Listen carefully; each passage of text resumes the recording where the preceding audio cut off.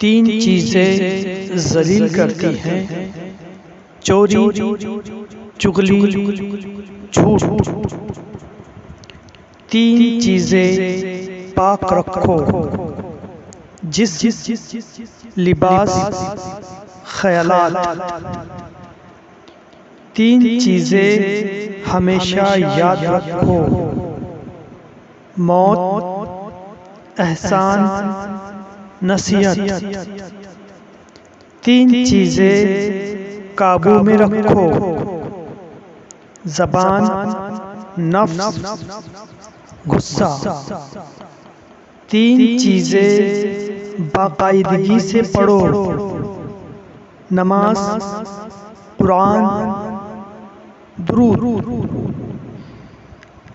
तीन चीजें छोटी ना समझो, फर्ज, कर्ज, मर्ज।